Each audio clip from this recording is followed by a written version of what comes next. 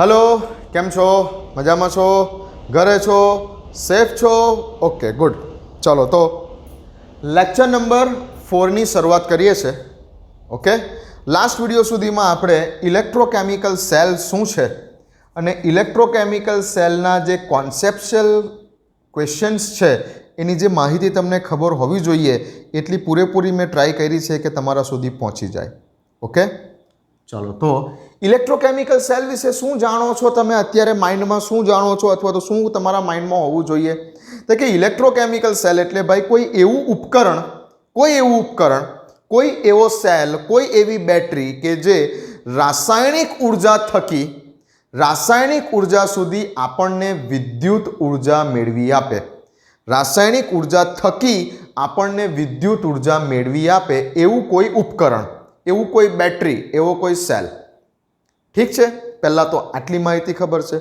Okay त्यार पछी तो कि भाई इलेक्ट्रोकेमिकल सेल नी अंदर बे अलग अलग हाफ सेल हता याद छे ने एक हाफ सेल बीजो हाफ सेल अर्धकोष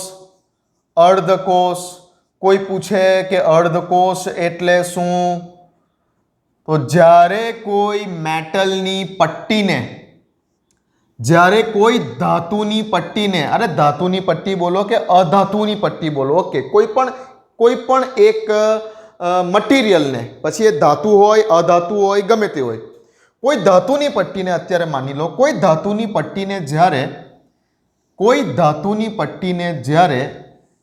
आ समझी लो कि जिंक धातुनी पट्टी छे कोई धातुनी पट्टी ने ज्यारे तेज धातुना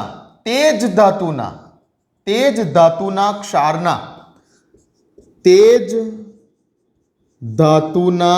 कई तेज धातु एटले जिंक धातुना ज तेज धातुना क्षारना जलीय द्रावण में डुबाड़वामां आवे तो बनती रचना ने अर्धकोष कहवाय ज्यारे कोई धातुनी पट्टी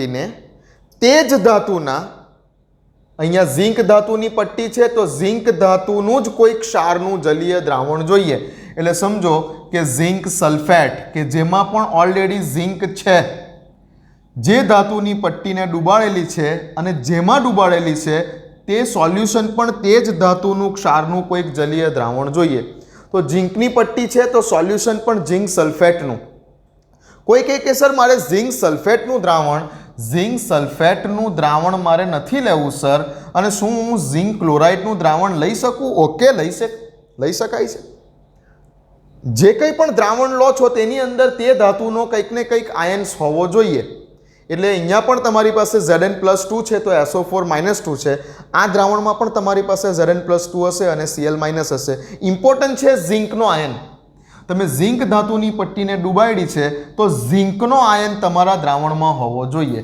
तो बनती रचनाने अर्धकोष तरीके ओळखाय ज्यारे कोई धातुनी पट्टीने तेज धातुना क्षारना जलीय द्रावण में डूबाड़वामां आवे तो बनती रचना ने अर्धकोष कहवाय लखी लो तो व्याख्या पहला तो लखो तो नोट चालू राखो बनावानी लखो व्याख्या अर्धकोष एटले शुं ज्यारे कोई धातुनी पट्टी ने तेज धातुना कोई क्षारना जलीय द्रावण में डूबाड़वामां आवे त्यारे उद्भवती रचना ने अर्धकोष कहवाय लखी लीधी व्याख्या मैं बोली ए प्रमाणे ओके तो अर्धकोष विषय तो समझ पड़ी गई हाँ હવે સપોઝ કે અહીંયા ઝિંકની પટ્ટીને સર કોપર સલ્ફેટના દ્રાવણમાં ડૂબાડું તો અર્ધકોષ ના કહેવાય ઝિંકની પટ્ટીને કોપર સલ્ફેટમાં ડૂબાડી તો અર્ધકોષ નથી થયો ઝિંકની પટ્ટીને એવા દ્રાવણમાં ડૂબાડો કે જેમાં ઝિંક હોય Zn+2 હોય ઓકે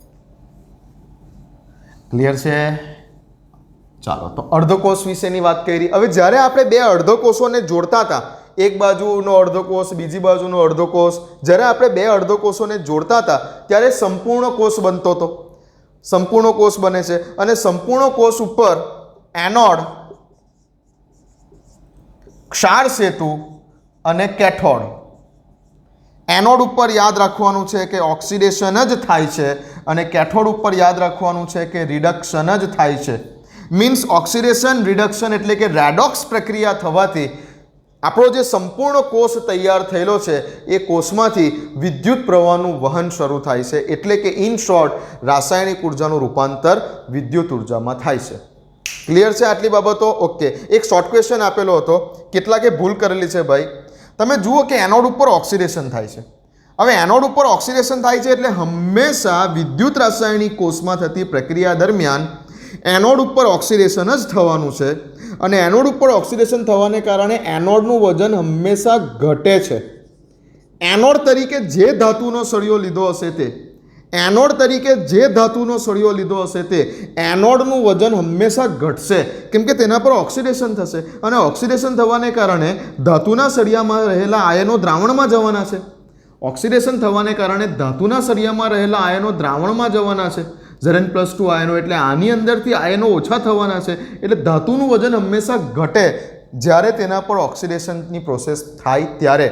જ્યારે કેથોડવાળાનું વજન જે હશે ને તે હંમેશા વધે. જે સળિયો રાખ્યો હોય તે, જે ધાતુનો સળિયો વાપર્યો હશે તે, ઇન શોર્ટ જો તે એનોડ તરીકે કાર્ય કરે છે તો ઓક્સિડેશન થવાને કારણે તેનું વજન હંમેશા ઘટે એનોડનું, અને જો તે કેથોડ તરીકે રિએક્ટ કરે છે તો રિડક્શન થવાને કારણે તેનું વજન હંમેશા વધે. ઓકે, જે ધાતુનો સળિયો લીધો હશે તે ધાતુ. ક્લિયર છે આટલી વાત? તમારા શોર્ટ ક્વેશ્ચનનો જવાબ આ છે. ચાલો, તો આટલી મેથડ ને આટલી વાત તમને ખબર હોવી જોઈએ. માનું છું કે તમને ખબર છે. ઓકે, ફરી એકવાર અર્ધકોષ એટલે શું?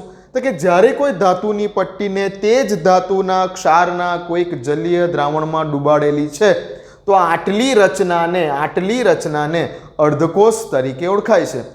અને જે ધાતુનો સળિયો છે, આ જે ધાતુ કે અધાતુ જે લીધું હશે તે, જે ધાતુ કે અધાતુનો સળિયો છે તેને બોલાય છે વિદ્યુત ધ્રુવ. ઇંગ્લિશમાં ઇલેક્ટ્રોડ, કે જેને આપણે એનોડ અને કેથોડ નામે ઓળખીએ છીએ. જે આ ધાતુનો સળિયો કે અધાતુનો સળિયો જે ડૂબાડેલો હશે એ સળિયાને શું બોલાશે? તો કે વિદ્યુત ધ્રુવ. ઇંગ્લિશમાં ઇલેક્ટ્રોડ, અને જેને જ આપણે બે નામોથી ઓળખીશું, એનોડ અને કેથોડ. એનોડ કોને કહીશું? તો કે જ્યાં ઓક્સિડેશન થશે તેને એનોડ બોલીશું, અને કેથોડ કોને કહીશું? જ્યાં રિડક્શન થશે તેને કેથોડ બોલીશું. તો આટલી માહિતી ખબર હોવી જોઈએ. ક્લિયર છે આટલી વાત? ઓકે. તો હવે હું તમને વાત કરવા જઈ રહ્યો છું કે ભાઈ વિદ્યુત ધ્રુવના પ્રકાર. જો અત્યારે હું બુકમાંથી કશું સ્ટાર્ટ કરતો જ નથી. મારે તમને પહેલાં 3-4 લેક્ચરોની અંદર બધા કોન્સેપ્ટ આ ચેપ્ટરના બધા ક્લિયર કરાવી દેવા છે. ઓકે, તો હું તમને વાત કરવા જઈ રહ્યો છું હવે કે ભાઈ વિદ્યુત ધ્રુવના પ્રકાર. વિદ્યુત ધ્રુવ કોને કહેવાય? ખબર પડી ગઈ? હા, કોને કહેવાય? તો કે તમે જે અર્ધકોષની રચના કરો છો, અર્ધકોષ કોને કહેવાય? તો કે જ્યારે કોઈ ધાતુની પટ્ટી કે અધાતુના સળિયાને તે જ ધાતુના ક્ષારના કોઈક જલીય દ્રાવણમાં ડૂબાડેલો છે, આટલી રચનાને અર્ધકોષ કહેવાય. અને એ જે પેલી ધાતુની પટ્ટી કે અધાતુનો સળિયો કે જેને ડૂબાડેલો છે એ સળિયાને શું બોલાય? વિદ્યુત ધ્રુવ. ઇંગ્લિશમાં ઇલેક્ટ્રોડ. હવે તેના કેટલા પ્રકાર છે તેના? તો તેના મુખ્ય આપણે વાત કરીએ તો પહેલો પ્રકાર કે ભાઈ સક્રિય વિદ્યુત ધ્રુવ. સક્રિય વિદ્યુત ધ્રુવ બુકમાં નથી. જોઈ લો પહેલા, બુકમાં નથી. આ વસ્તુ બુકમાં છે જ નથી. અહીંયા ધ્યાન આપી દો. સક્રિય વિદ્યુત ધ્રુવ કોને કહેવાય? સક્રિય વિદ્યુત ધ્રુવ તો કે જે વિદ્યુત ધ્રુવ પોતે ઓક્સિડેશન અથવા રિડક્શન જેવી પ્રક્રિયાઓ અનુભવે તેને સક્રિય વિદ્યુત ધ્રુવ કહેવાય. જે વિદ્યુત ધ્રુવ પોતે કોષમાં થતી રાસાયણિક પ્રક્રિયા દરમિયાન પોતે ઓક્સિડેશન કે રિડક્શન જેવી પ્રક્રિયાઓ અનુભવે છે, પોતે ઓક્સિડેશન કે રિડક્શન જેવી પ્રક્રિયાઓ અનુભવે છે, તેને સક્રિય વિદ્યુત ધ્રુવ કહેવાય. જેમ કે ઉદાહરણ તરીકે ઝિંક ધાતુની પટ્ટી, કોપર ધાતુની પટ્ટી, નિકલ ધાતુની પટ્ટી, આ બધી જે ધાતુઓની પટ્ટીઓ છે, મોટે ભાગે ધાતુ આવશે ને, મોટે ભાગે ધાતુ એ બધા સક્રિય વિદ્યુત ધ્રુવમાં આવશે. મોટા ભાગની ધાતુઓ સક્રિય વિદ્યુત ધ્રુવના ઉદાહરણમાં આવશે. ઓકે, તમે જુઓ તો આપણે વાત કરેલી જે વિદ્યુત રાસાયણિક કોષમાં, તેમાં મેં એનોડ ઉપર જે ઇક્વેશન લખેલું તેમાં મેં લખેલું કે ઝિંકનું પોતાનું ઓક્સિડેશન થાય છે અને તે Zn+2 આયન સ્વરૂપમાં ફેરવાય છે અને 2 ઇલેક્ટ્રોન રિમૂવ થાય છે. ઓકે, તો જેનું પોતાનું ઓક્સિડેશન થાય કે પેલું કેથોડવાળું સમીકરણ જોઈ લો એમાં કદાચ કોપર લખેલું છે, તો જેનું પોતાનું ઓક્સિડેશન થાય કે જેનું પોતે રિડક્શન પ્રક્રિયા અનુભવે તો તેને શું કહેવાય છે? સક્રિય વિદ્યુત ધ્રુવ. એક્ટિવ ઇલેક્ટ્રોડ્સ, સક્રિય વિદ્યુત ધ્રુવ. ઓકે, અને બીજો પ્રકાર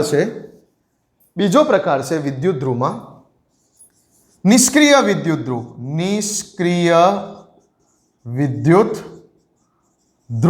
નિષ્ક્રિય વિદ્યુત ધ્રુવ. કોને કહેવાય નિષ્ક્રિય વિદ્યુત ધ્રુવ? તો કે ભાઈ જે વિદ્યુત ધ્રુવ પોતે ઓક્સિડેશન કે રિડક્શન જેવી પ્રક્રિયાઓ અનુભવતા નથી, પોતે ભાગ નથી લેતા, ઓક્સિડેશન કે રિડક્શન જેવી પ્રક્રિયાઓમાં પોતે કન્ટ્રીબ્યુટ નથી કરતા, પોતે ભાગ નથી લઈ રહેલા, પરંતુ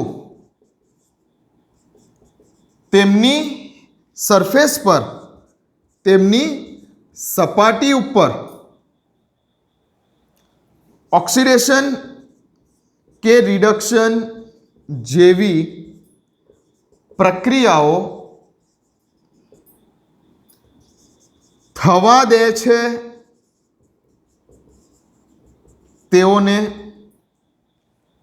તેઓને નિષ્ક્રિય વિદ્યુત ધ્રુવો કહે છે. પોતે ભાગ નથી લેતા, તેઓનું પોતાનું ઓક્સિડેશન કે પોતાનું રિડક્શન નથી થતું, પણ તેમની સપાટી ઉપર બીજા કોઈનું ઓક્સિડેશન કે બીજા કોઈનું રિડક્શન થવા દે ખરા. સમજ પડે છે? પોતે લડાઈમાં ભાગ નથી લેતા, પણ પોતાની જગ્યા ઉપર બીજાને લડાઈ કરવા માટે જગ્યા પ્રોવાઈડ કરે કે આ ભાઈ આવો ને લડો. અહીંયા શું છે? પોતે જ એક્ટિવ છે, પોતે જ લડાઈમાં ભાગ લે છે, પોતે જ મારામારી કરે છે, તેમાંથી કોઈનું પોતાનું ઓક્સિડેશન થાય છે કે પોતાનું જ રિડક્શન થાય છે, પોતે જ લડાઈમાં ભાગ લે છે. આ લોકો શું કરે છે? પોતે લડાઈમાં ભાગ નથી લેતા. ભાઈ હું નહીં લડું, મારી જગ્યા પર આવીને કોઈને લડવું હોય તો લડો અને મરો, હું પોતે લડું નહીં. તો જે વિદ્યુત ધ્રુવો પોતે ઓક્સિડેશન કે રિડક્શન જેવી પ્રક્રિયાઓ નથી અનુભવતા, પોતે લડાઈમાં ઉતરતા નથી, બટ તેમની સરફેસ ઉપર, તેમની સપાટી ઉપર બીજા કોઈનું ઓક્સિડેશન કે રિડક્શન થવા દે છે ખરા, તો તેવાને નિષ્ક્રિય વિદ્યુત ધ્રુવો કહીશું. જેના ઉદાહરણ તમને આખા ચેપ્ટરમાં જે મળશે તે છે પ્લેટિનમ અને ગ્રેફાઇટ. હવે જો પ્લેટિનમ ધાતુ છે, સર ઉપર તો એવું કીધેલું કે મોટે ભાગે બધી જ ધાતુઓ સક્રિય વિદ્યુત ધ્રુવ. ઓકે, બટ પ્લેટિનમ તેમાં અપવાદ. પ્લેટિનમ ધાતુ હોવા છતાં, પ્લેટિનમ એક ધાતુ છે અને ધાતુ હોવા છતાં તે નિષ્ક્રિય વિદ્યુત ધ્રુવ તરીકે વર્તે છે. બીજી બધી ધાતુઓ, સિલ્વર હોય તો પણ એજી લખી લઉં સિલ્વર, બીજી બધી જ ધાતુઓ સક્રિય વિદ્યુત ધ્રુવ તરીકે વર્તે છે, જ્યારે પ્લેટિનમ ધાતુ હોવા છતાં તે નિષ્ક્રિય વિદ્યુત ધ્રુવ તરીકે ઓળખે છે. એકવાર ગુજકેટમાં જ આવો એક લોલીપોપ સવાલ પૂછી કાઢેલો હતો. નીચેના પૈકી કોણ નિષ્ક્રિય વિદ્યુત ધ્રુવ છે? એમાં ચારે ચાર મેટલ જ આપેલી હતી. સમજ પડે છે? એમાં ચારે ચાર મેટલ આપેલી હતી. ઓકે, તો નીચેના પૈકી કોણ જે છે તે નિષ્ક્રિય વિદ્યુત ધ્રુવ તરીકે વર્તે છે? તો પ્લેટિનમ જે છે ને તે એક મેટલ છે, પ્લેટિનમ એક મેટલ છે અને મેટલ હોવા છતાં તે નિષ્ક્રિય વિદ્યુત ધ્રુવ તરીકે વર્તે છે. એક નોબેલ મેટલ છે. અને ગ્રેફાઇટ તો અધાતુ છે. ગ્રેફાઇટ તો અધાતુનું સ્વરૂપ છે, કાર્બનનું સ્વરૂપ છે. ગ્રેફાઇટ અધાતુમાં આવે. ઓકે, તો સક્રિય વિદ્યુત ધ્રુવ અને નિષ્ક્રિય વિદ્યુત ધ્રુવ લખી લો. તો કોને કહેવાય સક્રિય વિદ્યુત ધ્રુવ, કોને કહેવાય નિષ્ક્રિય વિદ્યુત ધ્રુવ? એક ત્રીજો પ્રકાર પણ છે, વાયુ વિદ્યુત ધ્રુવ, જેની વાત આખી એક થિયરી છે આપણી અલગ, હાઇડ્રોજન વાયુ વિદ્યુત ધ્રુવ, તે વખતે કરીશું. એક ત્રીજો પ્રકાર પણ છે જે એકચ્યુઅલી બુકમાં છે. આ બે વસ્તુ બુકમાં બહુ ડિટેલમાં વ્યવસ્થિત નથી આપેલી. કોઈ જગ્યા ઉપર એકાદ લાઈન લખી દીધી હશે પણ ડિટેલમાં નથી લખી લો. તો આ બે વસ્તુ સમજવી જરૂરી છે. સક્રિય વિદ્યુત ધ્રુવ કોને કહેવાય, નિષ્ક્રિય વિદ્યુત ધ્રુવ કોને કહેવાય. એક ત્રીજો પ્રકાર પણ છે, વાયુ વિદ્યુત ધ્રુવ, જે આને મળતો જ આવે છે, જેના વિશે પાછળથી વાત કરીશું. પહેલાં આ બે લખી લો. ચલો હટી જાઓ, લખી લો.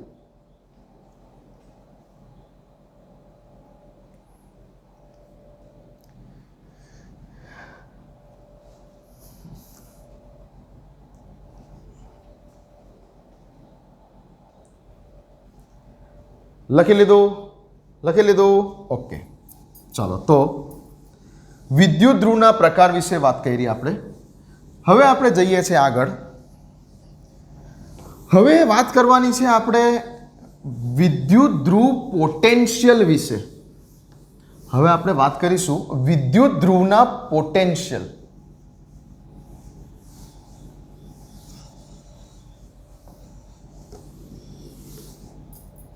વિદ્યુત ધ્રુવ પોટેન્શિયલ. વિદ્યુત ધ્રુવ પોટેન્શિયલ. વિદ્યુત ધ્રુવને ઇંગ્લિશમાં શું કહેવાય? ઇલેક્ટ્રોડ. ઇલેક્ટ્રોડ અને પોટેન્શિયલ તો ઇંગ્લિશ શબ્દ જ છે. તો શું બોલવું આને? Electrode potential. Electrode potential. હવેથી આને શોર્ટમાં લખીશ E.P. Electrode potential. ઓકે, વિદ્યુત ધ્રુવ પોટેન્શિયલ શું છે સમજો. કે વિદ્યુત ધ્રુવ એટલે શું? વિદ્યુત ધ્રુવ એટલે એક ધાતુની પટ્ટી ભાઈ. ચલો, આ એક ધાતુની પટ્ટી છે. આ કોઈ એક ધાતુની પટ્ટી છે. મેટલ કોઈ ધાતુ, ઝિંક ધાતુ, કોપર ધાતુ, કંઈ પણ ધાતુની આ એક પટ્ટી છે. જે ધાતુની પટ્ટીને આ ધાતુના જ કોઈક સોલ્ટના દ્રાવણમાં ડૂબાડેલી છે. ઓકે, આ ધાતુનું જ કોઈક સોલ્ટનું દ્રાવણ છે. આ જ ધાતુના કોઈ સોલ્ટનું દ્રાવણ છે. અહીંયા ઝિંક લીધું હશે તો અહીંયા ઝિંક સલ્ફેટનું દ્રાવણ હશે. અહીંયા કોપર લીધું હશે તો અહીંયા કોપર સલ્ફેટનું દ્રાવણ હશે. જે હશે તે. તો આ ધાતુની પટ્ટી અને ધાતુના જ કોઈક સોલ્ટનું દ્રાવણ, ધાતુના જ કોઈક ક્ષારનું દ્રાવણ, ધાતુના જ કોઈક ક્ષારનું દ્રાવણ, તમે જે ધાતુ લીધી હશે તે અને તેના જ કોઈક ક્ષારનું દ્રાવણ, જેને શું બોલાશે? વિદ્યુત વિભાજ્યનું દ્રાવણ. વિદ્યુત વિભાજ્યનું દ્રાવણ, ઇલેક્ટ્રોલાઇટ. Electrolyte solution. વિદ્યુત વિભાજ્યનું દ્રાવણ. તો જ્યારે કોઈ મેટલની પ્લેટને તે જ મેટલના, તે જ ધાતુના કોઈ ક્ષારના દ્રાવણમાં ડૂબાડેલી છે, આટલી રચના થઈ ગઈ તમારી હાફ સેલ.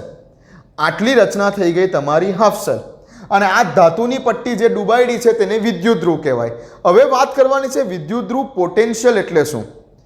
જો આ મેટલ કે જે ડૂબાડી છે, જો આ મેટલનો ટેન્ડન્સી, આ મેટલની ગુણધર્મ પોતે ઓક્સિડાઇઝડ થવાનો છે, પોતે ઓક્સિડેશન અનુભવવાનો છે, માની લો કે આ મેટલની ટેન્ડન્સી ઓક્સિડાઇઝડ થવાની છે. ઓક્સિડાઇઝ થવાની છે એટલે ઓક્સિડેશન પ્રક્રિયા અનુભવવાની છે. તો શું થશે? તો કે આ મેટલમાંથી માની લો મેટલ તરીકે હું ઝિંક જ લઈ લઉં અહીંયા ઉદાહરણ. કઈ મેટલ લઈ લીધી? ઝિંક. ઓકે, તો આ મેટલમાંથી એટલે કે ઝિંક મેટલમાંથી Zn+2 આયનો ક્યાં જશે? દ્રાવણમાં આવશે. તો આ મેટલમાંથી Zn+2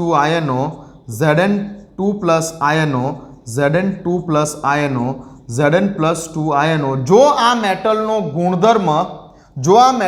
ગુણધર્મ ઓક્સિડાઇઝ થવાનો હશે તો આ મેટલમાંથી Zn+2 આયનો દ્રાવણમાં ઉતરશે. તો Zn+2 આયનો દ્રાવણમાં ઉતર્યા અને 2 ઇલેક્ટ્રોન જે છૂટા પડ્યા એ છૂટા પડતા જે ઇલેક્ટ્રોન્સ છે એ સળિયા ઉપર જમા થશે. ઇલેક્ટ્રોન્સ એ સળિયા ઉપર જમા થશે. હવે જુઓ શું થયું, આ જગ્યા ઉપર ચાર્જ ડિફરન્સ આવ્યો, ચાર્જ સેપરેશન થયું.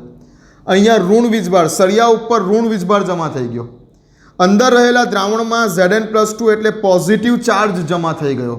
સળિયો નેગેટિવ ચાર્જ બન્યો, ચાર્જ સેપરેશન બન્યું. એક બાજુ ધન વીજભાર, એક બાજુ ઋણ વીજભાર. હવે જ્યારે પણ ચાર્જ સેપરેશન થાય, જ્યારે પણ આ રીતે ધન વીજભાર અને ઋણ વીજભાર ઉદ્ભવે કોઈ જગ્યા ઉપર, બેટરીમાં પણ તમે જુઓ છો બેટરીનો સિમ્બોલ આવી રીતે બતાવો તો આ ધન વીજભાર અને ઋણ વીજભાર. તો આ જે છે ધન વીજભાર અને ઋણ વીજભાર વચ્ચે કંઈ ને કંઈક વિદ્યુત સ્થિતિમાનનો તફાવત, કંઈક પોટેન્શિયલ ડિફરન્સ, વિદ્યુત સ્થિતિમાનનો તફાવત, પોટેન્શિયલ ડિફરન્સ બોલો છો જેને ફિઝિક્સની ભાષામાં.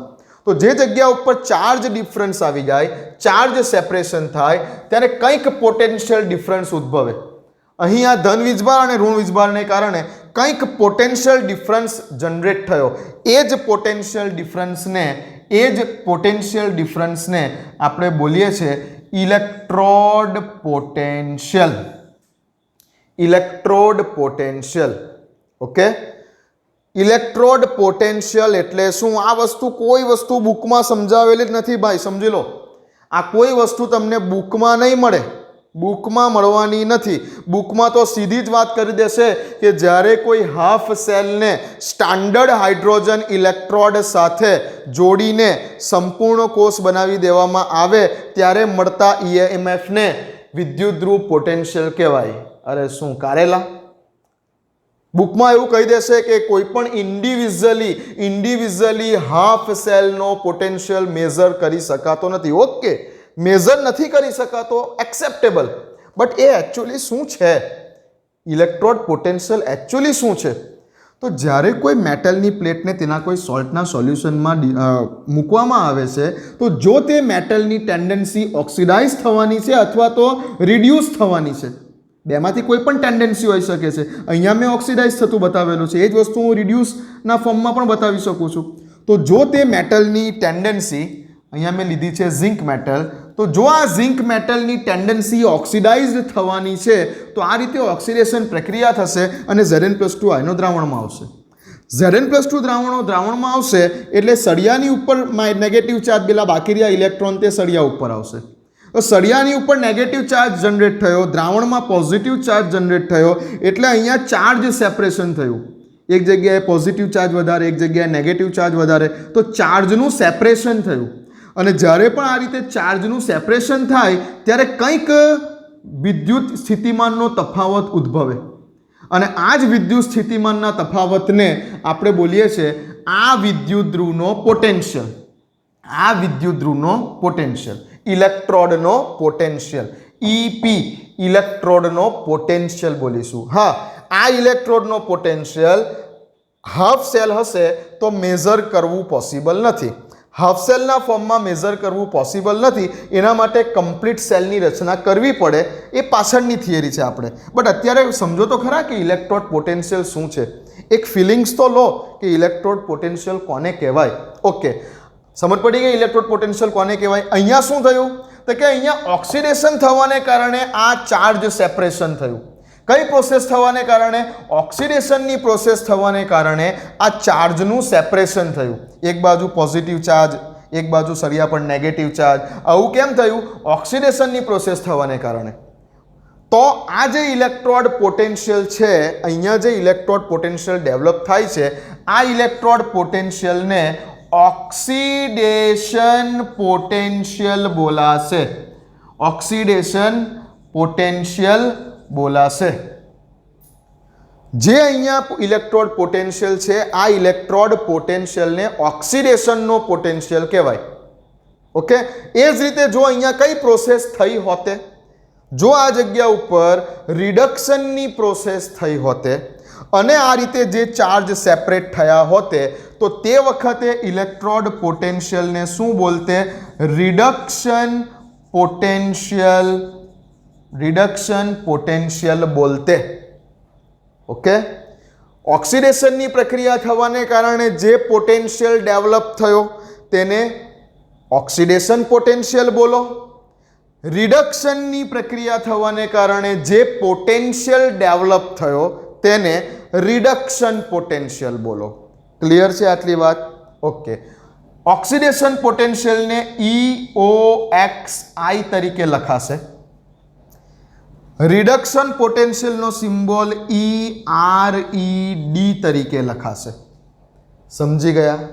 ક્લિયર છે આટલી બાબત? ઓકે, તો વિદ્યુત ધ્રુવનો પોટેન્શિયલ શું છે આઈડિયા આવી ગઈ, ફિલિંગ્સ લઈ લીધી કે શું છે વિદ્યુત ધ્રુવનો પોટેન્શિયલ. ઓકે, તો ફરી એકવાર, જ્યારે કોઈ ધાતુની પટ્ટીને તેના જ કોઈક ક્ષારના દ્રાવણમાં ડુબાડવામાં આવે છે ત્યારે જો આ ધાતુની લાક્ષણિકતા ઓક્સિડાઇઝ થવાની હશે તો શું થશે? તો કે ઓક્સિડેશનની પ્રક્રિયા થશે અને Zn+2 આયનો અહીંયા ધાતુના પોઝિટિવ આયનો દ્રાવણમાં આવશે, સળિયા ઉપર નેગેટિવ ચાર્જ ડેવલપ થશે. બીજી વસ્તુ ભાઈ કે જો આ બતાવી જ દઉં અહીંયા કે જો આ ધાતુની કોઈ ટેન્ડન્સી રિડ્યુસ થવાની હશે તો શું થશે? રિડ્યુસ થવાની ટેન્ડન્સી હશે તો શું થશે?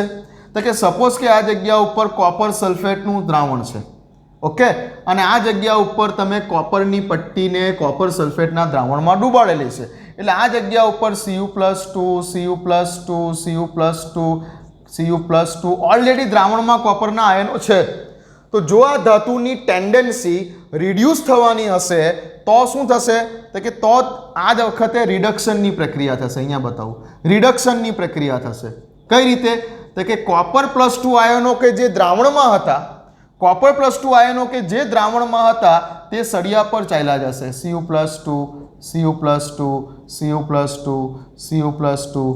Cu+2 અને પેલા જે ઇલેક્ટ્રોન આવશે એ ઇલેક્ટ્રોનને મેળવીને કોપર ધાતુના ફોર્મમાં જમા થશે. અહીંયા પણ ચાર્જ સેપરેશન થયું.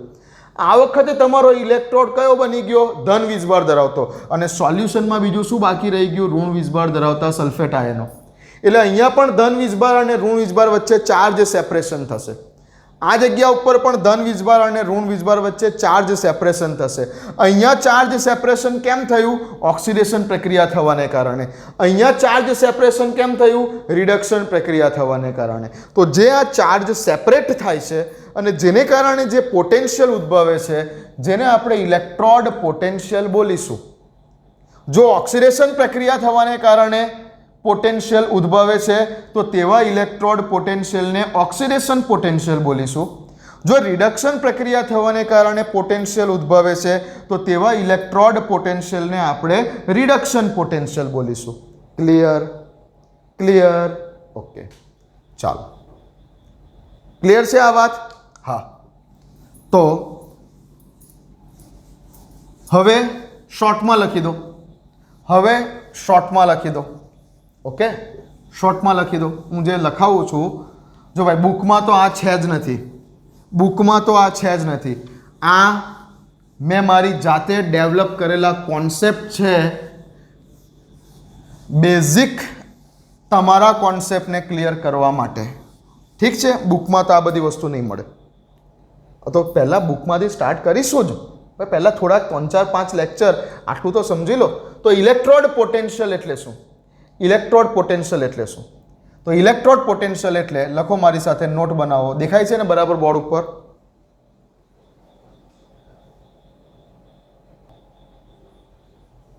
ઓકે, દેખાય છે બરાબર? ક્લિયર છે? લખો મારી સાથે, વિદ્યુત ધ્રુવ પોટેન્શિયલ એટલે શું? વિદ્યુત ધ્રુવ પોટેન્શિયલ એટલે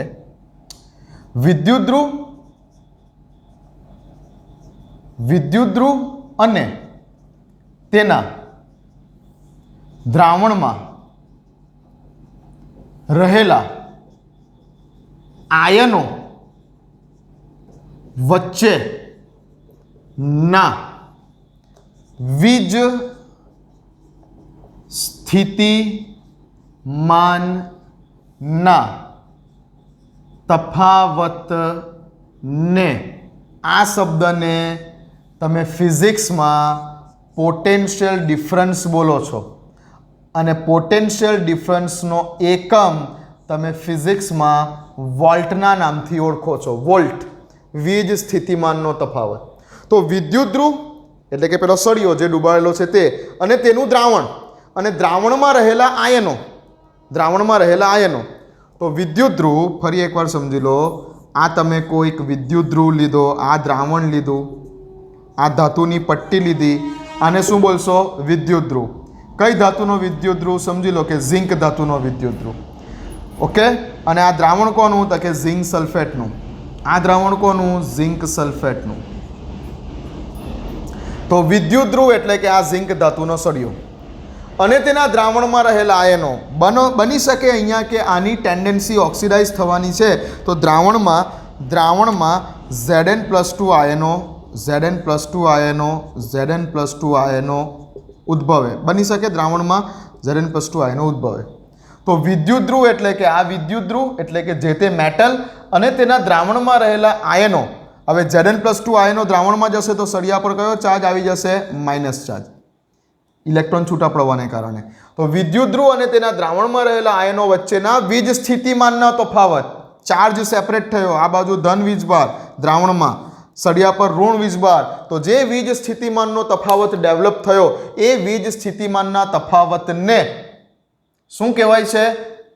ઇલેક્ટ્રોડ પોટેન્શિયલ કહેવાય છે. લખી દો ઇંગ્લિશમાં, ઇલેક્ટ્રોડ પોટેન્શિયલ કહે છે. વિદ્યુત ધ્રુવનો પોટેન્શિયલ કહે છે. હા, એ વાત હજુ પણ કહું છું, વ્યક્તિગત રીતે આ વિદ્યુત ધ્રુવનો પોટેન્શિયલ કેટલો હશે તે માપવું અશક્ય છે. જ્યારે એકલો વિદ્યુત ધ્રુવ હોય ત્યારે, જ્યારે એક અર્ધકોષ હોય ત્યારે, અથવા એકલો એક જ વિદ્યુત ધ્રુવ હોય તો તેનો પોટેન્શિયલ કેટલો હશે, કેટલા વોલ્ટ હશે તે નથી માપી શકાતું. ઓકે, કેવી રીતે માપવાનું હજુ વાત કરીશું નેક્સ્ટ વિડીયોમાં. ચાલો, તો ઇલેક્ટ્રોડ પોટેન્શિયલ કોને કહેવાય ખબર પડી ગઈ? હા. હવે જો આ ઇલેક્ટ્રોડ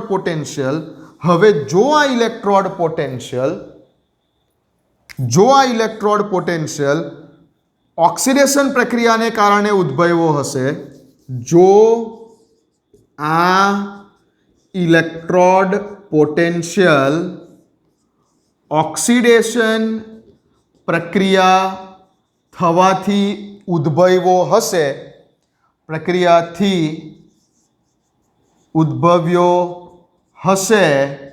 તો તેને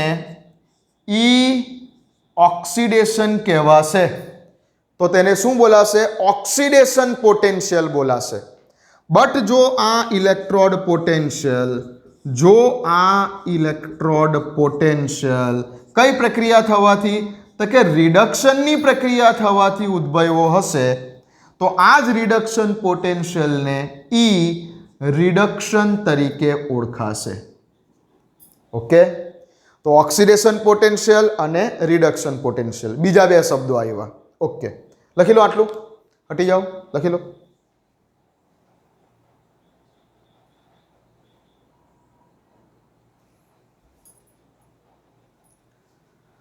લખી લીધું? ઓકે, તો બે શબ્દો તો ખબર પડી ગઈ કે ઓક્સિડેશન એટલે શું અને રિડક્શન એટલે શું. હવે હું બોલું છું બીજો એક શબ્દ. ધ્યાન આપો બોર્ડ ઉપર. ધીમે ધીમે શાંતિથી જઈએ છીએ, શાંતિથી જઈએ છીએ. બોર્ડ ઉપર જોયા કરો અને બરાબર કોન્સેપ્ટ શીખી લો. આ ચેપ્ટરમાં જરાય અઘરું નહીં પડવા દો. પહેલા છે ને આ બધા કોન્સેપ્ટ શીખી લો. આ બધી જ વસ્તુ કામ લાગવાની છે આગળ જઈને. તો બધું ગોખણપટ્ટી કરવું પડશે, નહીં તો બધી જ જગ્યા પર ગોખણપટ્ટી કરવી પડશે. જો આ બધા કોન્સેપ્ટ નહીં શીખો આગળ જતા બધી જ જગ્યા પર ગોખણપટ્ટી કરવી પડશે. બરાબર, કોન્સેપ્ટ શીખી લો. તો શું શીખી ગયા અત્યાર સુધી? તો કે સર ઇલેક્ટ્રોડ પોટેન્શિયલ શું છે સમજ પડી ગઈ છે અમને. Okay, very good. Electrode potential શું છે સમજ પડી ગઈ છે. Very good.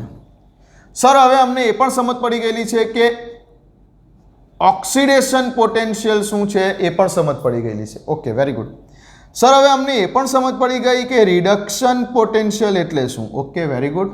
ચાલો, આ ત્રણ વસ્તુ ડિટેલમાં સમજ પડી ગઈ. હવે એવું પૂછું છું કે standard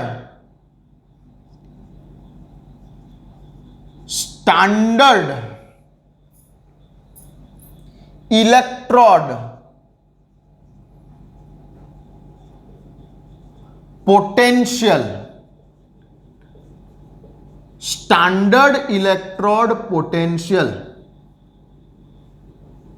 standard electrode potential SEP standard electrode potential.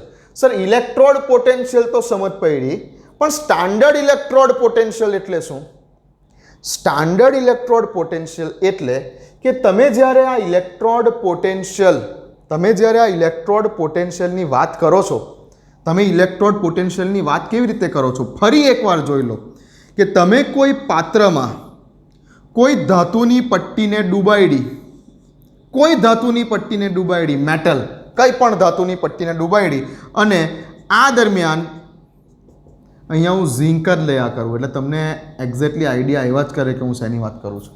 તમે કોઈ પણ ધાતુની પટ્ટીને તે જ ધાતુના ક્ષારના કોઈ દ્રાવણમાં ડૂબાડી, માનો કે ZnSO4 ના દ્રાવણમાં તમે આ ધાતુની પટ્ટીને ડૂબાડી, અને આ વખતે આ ધાતુની ટેન્ડન્સી ક્યાં તો ઓક્સિડાઇઝડ થવાની છે, ક્યાં તો આ ધાતુની ટેન્ડન્સી રિડ્યુસ થવાની છે. જો ઓક્સિડાઇઝ થવાની હશે તો પણ અહીંયા ચાર્જ સેપરેશન થશે, જો રિડ્યુસ થવાની હશે તો પણ ચાર્જનું સેપરેશન થશે, અને ચાર્જનું સેપરેશન થવાને કારણે જે વિદ્યુત સ્થિતિમાનનો તફાવત ડેવલપ થશે તેને જ આપણે બોલીશું ઇલેક્ટ્રોડ પોટેન્શિયલ. ઓકે, આટલી વાત કમ્પ્લીટ છે. હવે જે આ ZnSO4 નું દ્રાવણ તમે લીધું, આ ZnSO4 નું દ્રાવણની સાંદ્રતા જો તમે 1 મોલર રાખો છો, જો દ્રાવણની સાંદ્રતા તમે 1 મોલર રાખો છો અને આ આખા પાત્રને એવા રૂમમાં રાખો છો કે જે રૂમનું ટેમ્પરેચર 25 ડિગ્રી સેલ્સિયસ છે, અથવા કેલ્વિનમાં બોલો તો 298 કેલ્વિન તાપમાન છે, 298 કેલ્વિન તાપમાન છે, અને આ દરમિયાન જે દબાણ છે, જો કોઈ વાર ગેસીસની વાત કરીશું કે અત્યારે પણ સમજો કે વાતાવરણનું જે દબાણ છે, આ દબાણ 1 બાર જેટલું છે. આ કન્ડિશનમાં કઈ કન્ડિશનમાં જ્યારે સાંદ્રતા 1 મોલર છે, આ પટ્ટીને તમે જે દ્રાવણમાં ડૂબાડેલી છે આ દ્રાવણની સાંદ્રતા 1 મોલર છે, આ આખા પાત્રને તમે જે રૂમમાં મૂકેલું છે એ રૂમનું ટેમ્પરેચર 25 ડિગ્રી સેલ્સિયસ અથવા 298 કેલ્વિન છે. આને શું કહેવાય છે? આ કન્ડિશનને કહેવાય છે normal temperature and pressure. Normal temperature and pressure ધોરણ 11માં આવી ગયું. ધોરણ 11માં 2 શબ્દો આવી ગયેલા, સ્ટાન્ડર્ડ ટેમ્પરેચર એન્ડ પ્રેશર અને નોર્મલ ટેમ્પરેચર એન્ડ પ્રેશર. તો સ્ટાન્ડર્ડ ટેમ્પરેચર ઉપર 0 ડિગ્રી સેલ્સિયસ, પીવી બરાબર એનઆરટી ને બધા વાયુના નિયમો લગાવતા હતા ત્યારે 0 ડિગ્રી સેલ્સિયસ સ્ટાન્ડર્ડ ટેમ્પરેચર આવે તો 0 ડિગ્રી સેલ્સિયસ અથવા 273 કેલ્વિન, બટ નોર્મલ ટેમ્પરેચર હોય તો 25 ડિગ્રી સેલ્સિયસ. બરાબર? ઓકે. તો જો આપણે વાત કરીએ કે ભાઈ આપણે જ્યારે ઇલેક્ટ્રોડ પોટેન્શિયલની માપણી કરીએ છીએ, ઇલેક્ટ્રોડ પોટેન્શિયલની માપણી કરીશું, આ દરમિયાન આપણે જે દ્રાવણ લીધેલું છે એ દ્રાવણની સાંદ્રતા આપણે 1 મોલર રાખીશું. આપણે જે વાતાવરણમાં આ પ્રયોગ કરી રહેલા છે તે જગ્યા પરનું તાપમાન આટલું હશે 25 ડિગ્રી સેલ્સિયસ અથવા 298 કેલ્વિન, અને એ જ જગ્યા પર વાતાવરણનું દબાણ લગભગ 1 બાર જેટલું હશે. આ દરમિયાન હવે જે પોટેન્શિયલ મળશે, હવે મળતા પોટેન્શિયલને બોલાશે સ્ટાન્ડર્ડ ઇલેક્ટ્રોડ પોટેન્શિયલ. કઈ કન્ડિશનમાં? તો કે 1 મોલર કન્સન્ટ્રેશન, 1 મોલર સાંદ્રતા, 25 ડિગ્રી સેલ્સિયસ ટેમ્પરેચર અને 1 બાર દબાણે જ્યારે તમે પ્રયોગ કરો છો ત્યારે આ ઇલેક્ટ્રોડ પોટેન્શિયલને સ્ટાન્ડર્ડ ઇલેક્ટ્રોડ પોટેન્શિયલ કહેવાશે. ગુજરાતીમાં લખી દઉં, શું કહેવાશે? પ્રમાણિત વિદ્યુત ધ્રુવ વિદ્યુત ધ્રુવ પોટેન્શિયલ, પ્રમાણિત વિદ્યુત ધ્રુવ પોટેન્શિયલ કહેવાશે, સ્ટાન્ડર્ડ ઇલેક્ટ્રોડ પોટેન્શિયલ કહેવાશે. જો આ કન્ડિશનમાં પ્રયોગ કર્યો હશે તે દરમિયાન મળતો પોટેન્શિયલ એ જ થયો તમારો સ્ટાન્ડર્ડ ઇલેક્ટ્રોડ પોટેન્શિયલ. હવે આ સ્ટાન્ડર્ડ ઇલેક્ટ્રોડ પોટેન્શિયલ એટલે કે આપણે વાત કરીએ કે ઇલેક્ટ્રોડ પોટેન્શિયલ બે પ્રકારના આવે. ઓક્સિડેશનની પ્રક્રિયાને કારણે ઉદ્ભવ્યો હોય તો તેને ઓક્સિડેશન પોટેન્શિયલ કહેવાય. રિડક્શનની પ્રક્રિયાને કારણે ઉદ્ભવ્યો હોય તો તેને રિડક્શન પોટેન્શિયલ કહેવાય. એ જ રીતે જે આપણા આ સ્ટાન્ડર્ડ ઇલેક્ટ્રોડ પોટેન્શિયલ છે, જે આપણા સ્ટાન્ડર્ડ ઇલેક્ટ્રોડ પોટેન્શિયલ છે એ પણ બે પ્રકારના આવશે. કયા કયા બે પ્રકારના?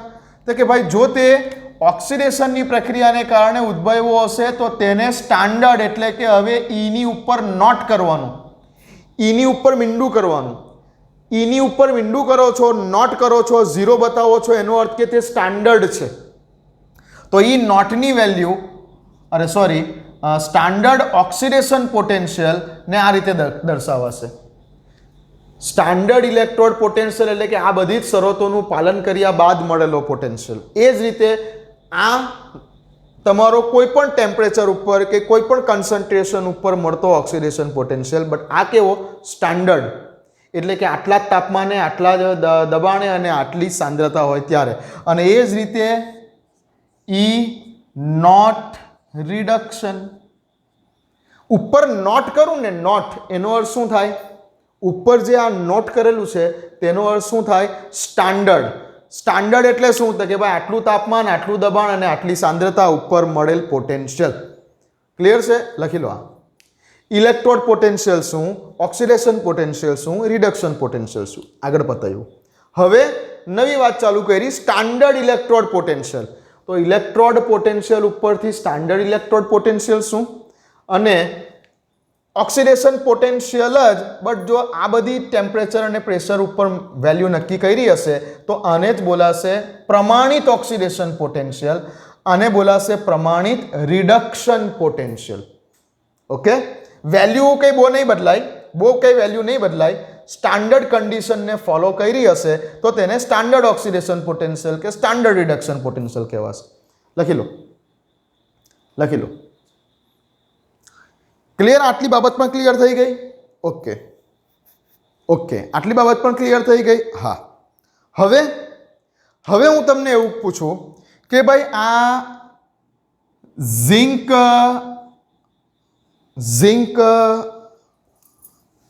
સમજી લો ધીમે ધીમે. એક પાત્ર છે, આ પાત્રની અંદર ઝિંક સલ્ફેટનું દ્રાવણ છે કે જેની સાંદ્રતા 1 મોલર છે એવું ઝિંક સલ્ફેટનું દ્રાવણ છે. ઓકે, આ પાત્રને આપણે એક ઝિંક ધાતુની પટ્ટી ડૂબાડેલી છે. ઓકે, હવે હું તમને પૂછું છું, હું તમારામાંથી કોઈ બે વિદ્યાર્થી લઉં છું, વિદ્યાર્થી એ અને વિદ્યાર્થી બી. હું આ બે વિદ્યાર્થીઓને પૂછું છું કે ભાઈ આના પોટેન્શિયલની વેલ્યુ પ્રેક્ટિકલ કરો અને શોધીને આવો. ચાલો શોધી આવો, પ્રેક્ટિકલ કરો. તમે એક પ્રેક્ટિકલ કર્યો, એ કઈ રીતે કર્યો, શું કરવાનું છે, બધી વાત આવશે પાછળથી. ઓકે, પણ તમે અત્યારે માનો કે તમને પ્રેક્ટિકલ કરતા આવડે છે ને તમે પ્રેક્ટિકલ કરી લાવ્યા. તો તમે મને આવીને જવાબ આપ્યો, વિદ્યાર્થી એ મને આવીને જવાબ આપે છે કે સર આના જે પોટેન્શિયલની વેલ્યુ તમે શોધવાની કીધી એ 0.76 વોલ્ટ છે. વોલ્ટ, વી લખું ખાલી. ઓકે, 0.76 વોલ્ટ છે. 0.76 વોલ્ટ છે. અને બીજો વિદ્યાર્થી આવે છે સેમ પ્રેક્ટિકલ કરીને અને મને કહે છે કે સર આના પોટેન્શિયલની વેલ્યુ તો 0.76 વોલ્ટ છે બટ માઇનસ છે. ચાલો હવે આ બે વિદ્યાર્થીઓને જ્યારે મેં પ્રેક્ટિકલ કરવા માટે આપ્યો ત્યારે બંને વિદ્યાર્થીઓ જો સાંદ્રતા 1 મોલર છે એવું માની લો કે તમે જે રૂમમાં પ્રેક્ટિકલ કરો છો એ રૂમનું ટેમ્પરેચર 25 ડિગ્રી સેલ્સિયસ છે અને આપણી આસપાસના વાતાવરણનું દબાણ તો 1 બાર જ છે. તો બધી સ્ટાન્ડર્ડ કન્ડિશન ફોલો થાય છે અહીંયા. ઓકે, તો હવે તમે જે પ્રેક્ટિકલ કરીને આવો છો તો બે વિદ્યાર્થી મને આ રીતે અલગ અલગ આન્સર આપી રહેલા છે. એક વિદ્યાર્થી કહે છે કે 0.76 વોલ્ટ છે, બીજો વિદ્યાર્થી કહે છે કે સર -0.76 વોલ્ટ છે. હવે બંને સાચા છે, બંને સાચા છે, બંને વિદ્યાર્થીઓ સાચા છે. સર આવું કઈ રીતે કે બંને સાચા છે? તો મેં સ્પેસિફાઈડ થોડું કીધેલું કે ભાઈ તું ઓક્સિડેશન પોટેન્શિયલ શોધીને લાવ કે તું રિડક્શન પોટેન્શિયલ શોધીને લાવ. મેં આવો શબ્દ થોડો વાપરેલો હતો, મેં આવો શબ્દ થોડો વાપરેલો હતો. મેં તો શું કીધેલું કે ભાઈ આના માટેનો સ્ટાન્ડર્ડ ઇલેક્ટ્રોડ પોટેન્શિયલ શોધીને લાવ. મેં તો આવું કીધેલું હતું કે તું જે છે આ પાત્ર છે, આ પાત્રમાં આ દ્રાવણ છે, આ સળિયો છે, આ ટેમ્પરેચર આટલું રાખજે, દબાણ આટલું રાખજે. તમને ખબર પડી ગઈ કે સર સ્ટાન્ડર્ડ વસ્તુની વાત કરે છે એટલે મારે આટલું તાપમાન, આટલું દબાણ અને આટલી સાંદ્રતા ઉપર પ્રયોગ કરવાનો છે. અને સરે એવું કીધું કે સ્ટાન્ડર્ડ ઇલેક્ટ્રોડ પોટેન્શિયલ શોધીને લાવ. તો એક વિદ્યાર્થી આ આન્સર લઈને આવ્યો અને બીજો વિદ્યાર્થી આ આન્સર લઈને આવ્યો. બંને સાચા છે.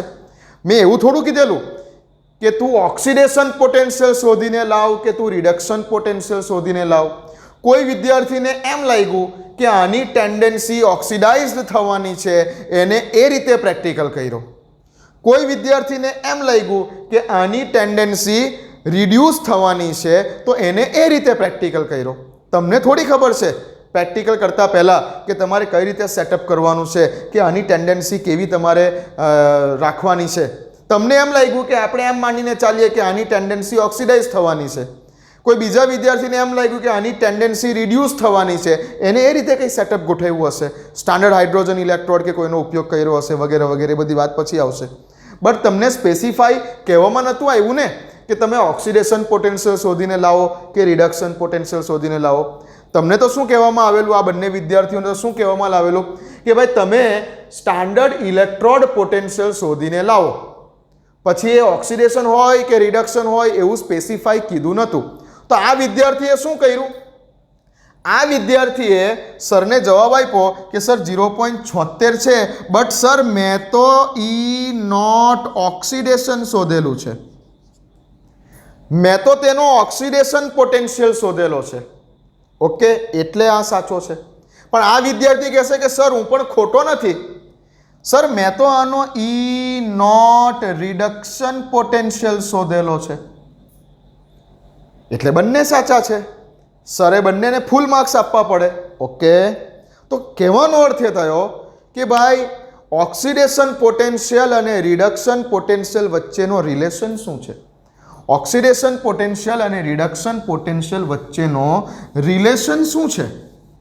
તો રિલેશન કંઈક એવો છે કે ઓક્સિડેશન પોટેન્શિયલ હોય, આ ઉપર નાનો ઝીરો કરું એનો અર્થ શું?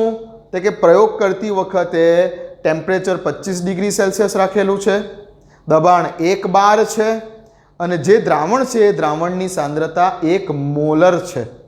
ઓકે, નાનો ઝીરો કરું એનો અર્થ આવો. તો જે આ ઓક્સિડેશન પોટેન્શિયલ છે અને જે આ રિડક્શન પોટેન્શિયલ છે, બંનેની વેલ્યુ સરખી જ હોય.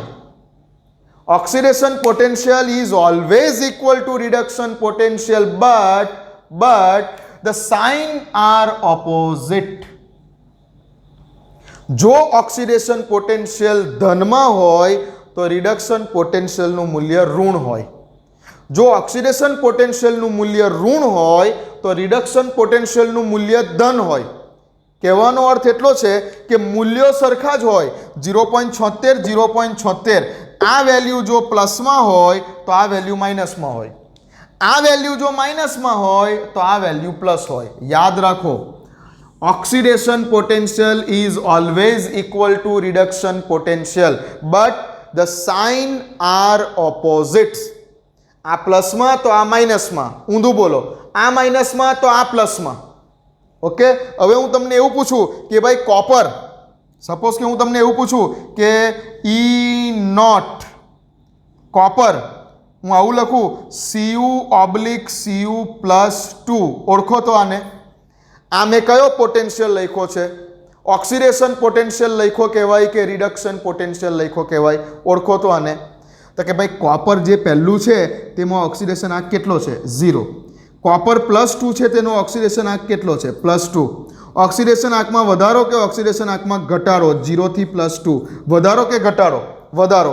ઓક્સિડેશન આંક વધે એટલે શું કહેવાય? ઓક્સિડેશન. તો મેં તમને આ કયો પોટેન્શિયલ લખીને આપ્યો? ઓક્સિડેશનનો પોટેન્શિયલ લખીને આપ્યો. એવું કહેવાય આ ઓક્સિડેશન પોટેન્શિયલ છે, એવું કહેવાય. હવે હું તમને એવું કહું છું કે કોપર માટેના ઓક્સિડેશન પોટેન્શિયલનું મૂલ્ય કેટલું છે? કોપર માટેના ઓક્સિડેશન પોટેન્શિયલનું મૂલ્ય -0.34 વોલ્ટ છે. આવું મેં તમને લખીને આપ્યું અને હું તમને આવું પૂછું છું હવે કે E0 Cu+2/Cu નું મૂલ્ય કેટલું હશે? હવે જો +2 માંથી 0, Cu+2 એટલે ઓક્સિડેશન નંબર +2 માંથી Cu એટલે ઓક્સિડેશન આંક 0 થયો. ઓક્સિડેશન આંકમાં ઘટાડો થયો માટે આને શું બોલાય? રિડક્શન. તો જો Cu/Cu+2 આટલું છે તો જો તેનો ઓક્સિડેશન પોટેન્શિયલ આટલો છે તો તેનો રિડક્શન પોટેન્શિયલ કેટલો હશે? તો તરત તમે મને આન્સર આપશો કે સર આ વેલ્યુ માઇનસમાં છે, તો હવે રિડક્શન પોટેન્શિયલની વેલ્યુ 0.34 વોલ્ટ જે તમારી કેવી છે? પ્લસમાં છે. ઓક્સિડેશન પોટેન્શિયલ અને રિડક્શન પોટેન્શિયલના મૂલ્યો સરખા જ રહેશે, માત્ર સાઇન બદલાઈ જશે. જો આ માઇનસમાં તો આ પ્લસમાં. ઓકે, એ જ રીતે જો ઓક્સિડેશન પોટેન્શિયલ પ્લસમાં તો રિડક્શન પોટેન્શિયલ માઇનસમાં. ક્લિયર છે? ઓકે, લખી લો તો આટલું.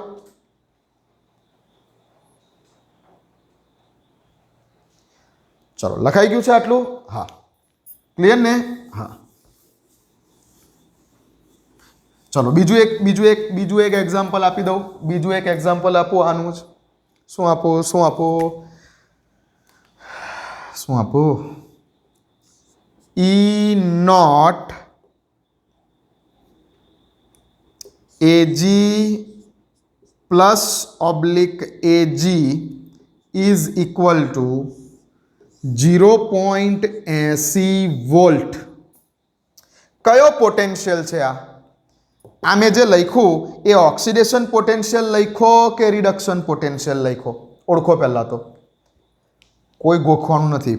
મેં પહેલું શું લખ્યું? Ag+, તો ઓક્સિડેશન આંક કેટલો? +1. બીજું શું લખ્યું? Ag ની ઉપર કશું છે નથી, તો ઓક્સિડેશન નંબર કેટલો? 0. +1 માંથી શું થયું? 0 થયો. વધ્યો કે ઘટ્યો? તો કે ઘટ્યો. +1 માંથી 0 એટલે ઘટાડો થયો. અને ઓક્સિડેશન આંકમાં ઘટાડો થાય એટલે શું કહેવાય? રિડક્શન કહેવાય. તો મેં તમને અહીંયા Agનો કયો પોટેન્શિયલ લખીને આપ્યો? રિડક્શનનો પોટેન્શિયલ લખીને આપ્યો. અને હું તમને પૂછું છું કે હવે મને કહો કે E0 Ag/Ag+ કેટલું? તો મેં તમને રિડક્શન પોટેન્શિયલ આપ્યો. Ag પ્લસમાંથી Ag રિડક્શન પોટેન્શિયલ આપ્યો અને આ કયો પોટેન્શિયલ પૂછ્યો છે? ઓક્સિડેશન પોટેન્શિયલ પૂછ્યો. Ag માંથી Ag+, પહેલા 0 હતો ઓક્સિડેશન આંક, પછી +1 થયો એટલે ઓક્સિડેશન થયું. ઓક્સિડેશન આંકમાં વધારો થયો. બોલો આન્સર. સર ખબર જ છે ને કે વેલ્યુ તો સરખી જ હોય, આની વેલ્યુ 0.80 જ થવાની સર. પણ સર અહીંયા પ્લસ છે તો અહીંયા માઇનસ. ઓકે, પતી ગઈ વાત. ક્લિયર? ઇઝી. ઓકે, નહીં ગૂંચવા હવે આ બેમાં. જેટલો ઓક્સિડેશન પોટેન્શિયલ એટલો જ reduction potential, but sine is different. આ પ્લસમાં તો પેલો માઇનસમાં, આ માઇનસમાં તો પેલો પ્લસમાં. ક્લિયર છે? ઓકે. હવે પ્રોબ્લેમ થતું હતું આ જ રીતે મેં તમને જે કીધું કે આ લખી લીધું હશે ને? ઓકે, હા, આ લખી લેજો થોડાક ઉદાહરણ. અહીંયા આગળ જતાં થોડુંક કામ લાગશે દાખલામાં, કોન્સેપ્ટ ક્લિયર કરી લેજો. હવે મેં જે બે વિદ્યાર્થીઓને પ્રેક્ટિકલ કરવા માટે આપેલું કે જા ભાઈ તું વિદ્યાર્થી એ અને વિદ્યાર્થી બી તું પ્રેક્ટિકલ કરી લાવ ને તું આનો પોટેન્શિયલ શોધી લાવ. તો એક વિદ્યાર્થી આન્સર લઈને આવ્યો 0.76 વોલ્ટ પ્લસ અને બીજો વિદ્યાર્થી આન્સર લઈને આવેલો -0.76 વોલ્ટ. આ પણ સાચો છે. આને શોધેલું છે ઓક્સિડેશનનો પોટેન્શિયલ અને પેલાએ શોધેલો હતો રિડક્શનનો પોટેન્શિયલ. સાચા બંને સાચા હતા. બટ હવે દર વખતે કન્ફ્યુઝન થયા કરે કે ભાઈ ઓક્સિડેશન રિડક્શન શોધે છે, કોણ શું શોધે છે. પણ મેં એવું કીધેલું ને કે તું ઇલેક્ટ્રોડ પોટેન્શિયલ શોધીને લાવ. મેં તો એવું કીધેલું કે તું સ્ટાન્ડર્ડ ઇલેક્ટ્રોડ પોટેન્શિયલ શોધીને લાવ. બંને વિદ્યાર્થીઓને એવું જ કીધેલું કે તું સ્ટાન્ડર્ડ ઇલેક્ટ્રોડ પોટેન્શિયલ શોધીને લાવો બંને જણા. એકે શોધો ઓક્સિડેશન, બીજાએ શોધો રિડક્શન. તો દર વખતે પ્રોબ્લેમ થયા કરતી હતી કે આવી રીતે જ્યારે પણ પ્રેક્ટિકલ કરવા માટે આવું તો કોઈ ઓક્સિડેશન શોધીને લાવે, કોઈ રિડક્શન પોટેન્શિયલ શોધીને લાવે. સલા બંને સાચા હોય, બંનેને માર્ક્સ આપવા પડે. ત્યાર પછી શું થયું કે આવી જ પ્રોબ્લેમ જ્યારે ઇલેક્ટ્રોકેમિસ્ટ્રીમાં થવા માંડી ત્યારે પાછું વચ્ચે પડ્યું આઈયુપીએસસી. અને પછી આઈયુપીએસસી કીધું એ લડો નહીં ભાઈ, તમે બધા અંદર લડ્યા નહીં કરો. કોઈ ઓક્સિડેશન શોધે, કોઈ રિડક્શન શોધે, તમે લડ્યા નહીં કરો. આજથી હું ડિક્લેર કરું છું, now I am the boss. IUPAC is the boss. IUPAC is the boss.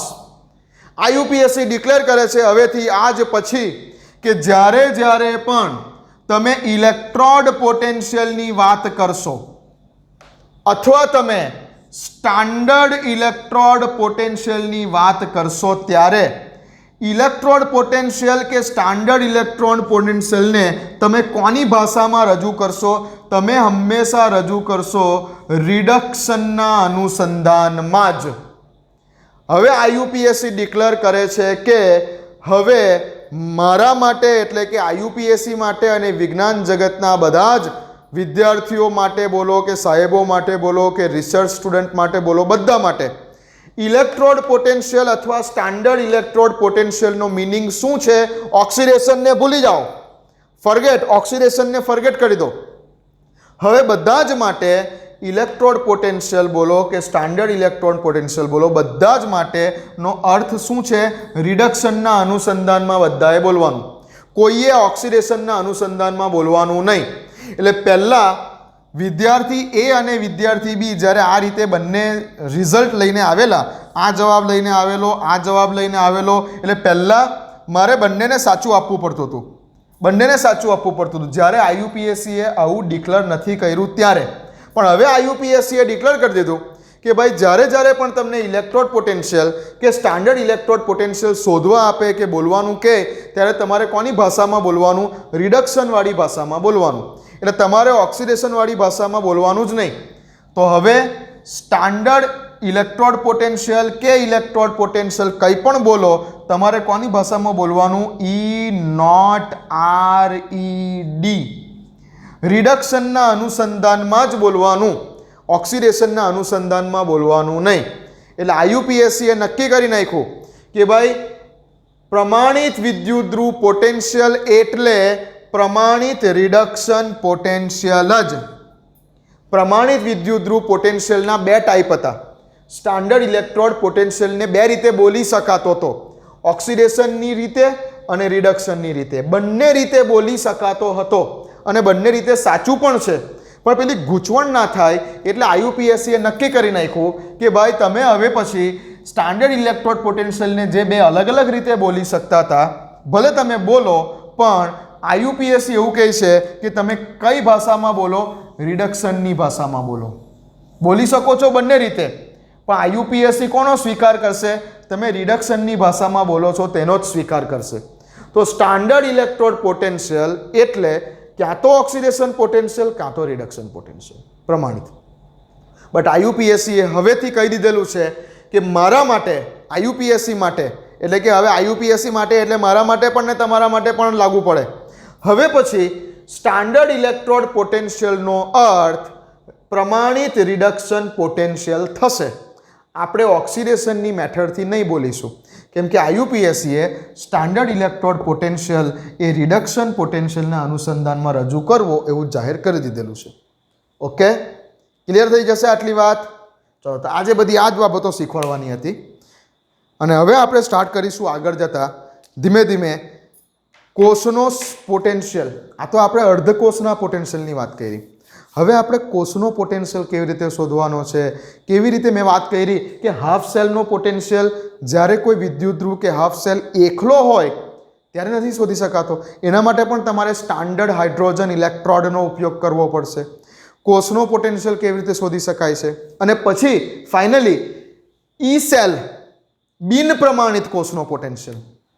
E cell એટલે કે તમારા બિન પ્રમાણિત કોષનો પોટેન્શિયલ. જ્યારે તમે બધી પેલી કન્ડિશન મેન્ટેન નથી કરી, ટેમ્પરેચર 25 ડિગ્રી નથી રાખ્યું, સાંદ્રતા કંઈક અલગ રાખેલી છે, દબાણ કંઈક અલગ રાખેલું છે, તો બિન પ્રમાણિત કોષનો પોટેન્શિયલ. અને ઇઝ નોટ સેલ, તમારા પ્રમાણિત કોષનો પોટેન્શિયલ, જ્યારે તમે પેલી બધી કન્ડિશનને ફોલો કરેલી છે, તાપમાન દબાણવાળી કન્ડિશનને, તો આ બંને વચ્ચેનો રિલેશન કે જે નન્સ્ટ ઇક્વેશન તરીકે ઓળખાશે. તો બધી ચેપ્ટરમાં ધીમે ધીમે આ બધા ટોપિક પર આગળ વધીશું. આટલા કોન્સેપ્ટ ક્લિયર થઈ ગયા હશે માનું છું. ઓકે, ફરી એક વખત આ વિડીયો જોઈ લેજો ને આ બધા કોન્સેપ્ટને ક્લિયર કરજો. હજુ એક લેક્ચર જશે તમારા કોન્સેપ્ટને ડેવલપ કરવામાં આ ચેપ્ટરના, અને પછી ધડાધડ બુકમાંથી ચેપ્ટર સ્ટાર્ટ કરીશ. ચાલો.